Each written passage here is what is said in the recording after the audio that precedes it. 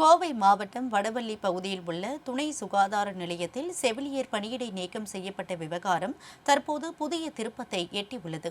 கடந்த சில தினங்களுக்கு முன்பு கோவை மாவட்டம் வடவள்ளி துணை சுகாதார நிலையத்தை சேர்ந்த செவிலியர் கனிதா என்பவர் தனது குடும்பத்துடன் ஆக்கிரமித்து வீடாக பயன்படுத்தி வருவதாக சமூக வலைதளங்களில் வீடியோ ஒன்று வெளியாகி பரபரப்பை ஏற்படுத்தியது. இதுகுறித்து துறை ரீதியான விசாரணை நடத்தப்பட்டதில் அங்கு 2 அறைகளை மட்டும் பயன்படுத்த அனுமதி வழங்கப்பட்டிருந்த நிலையில் இதர அறைகளையும் பயன்படுத்தியதாக கூறி செவிலியர் கனிதா பணியிடை நீக்கம் செய்யப்பட்டார்.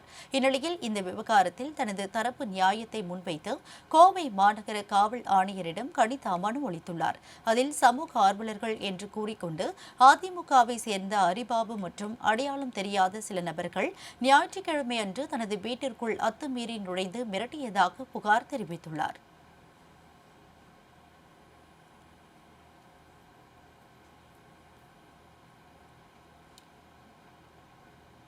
நான் தங்கி இருந்த கட்டடம் வந்து ஆரம்ப சுகாதார நிலையமாக கட்டப்பட்டு இடவசதி பத்தாத காரணத்தினால வேறொரு இடத்துல அது இயங்கிட்டு இருந்தது. நான் இருந்த கட்டடம் தடுப்பூசியெல்லாம் போட்டுட்டு இருந்ததுனால அங்கே ஒருத்தர் இருந்து வேலை செஞ்சால் நல்லா இருக்குங்கிறதுக்காக நான் அங்கே தங்கி கர்ப்பிணி தாய்மார்களுக்கும் குழந்தைகளுக்கு தடுப்பூசி போடவும் அங்கே இருக்க மக்களுக்கு சிறு சிறு உபாதைகளுக்கான மருத்துவம் கொடுக்கவும் நான் தங்கி பணிபுரிஞ்சிட்டு இருந்தேன். கடந்த 7-8 மாதமாகவே நான் அங்கே தான் தங்கி இருக்கேன்.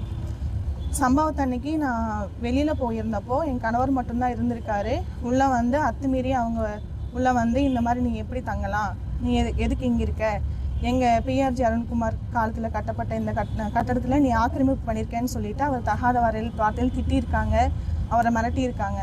அவர் வந்து சொல்லியிருக்காரு இந்த மாதிரி என் மனைவி வந்து இங்கே நர்ஸாக தான் இருக்காங்க, நான் அதனால தான் தங்கியிருக்கேன்னு சொன்ன எதையுமே அவங்க கேட்கல. அப்படி அவங்க வந்து சமூக ஆர்வலராக இருந்து அவங்க பண்ணுறாங்க அப்படின்னா நியாயமாக போயிருக்கணும்.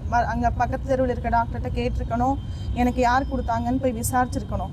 அந்த மாதிரி பண்ணாமல் அத்துமீறி உள்ளே வந்து வீடியோலாம் எடுத்து என்னோடய சமையலறை படுக்கையறை எல்லாம் எடுத்துகிட்டு குழந்தைகளோட ஃபோட்டோ எல்லாமே வீடியோ சமூக வலைதளத்தில் அவங்க கொடுத்துருக்காங்க. ஸோ இப்போது அதனால் இப்போது எனக்கு அந்த வீடும் காலி பண்ணி வேலையும் போனதுனால நான் இங்கே வந்து பெட்டிஷன் கொடுக்க வந்திருக்கேன்.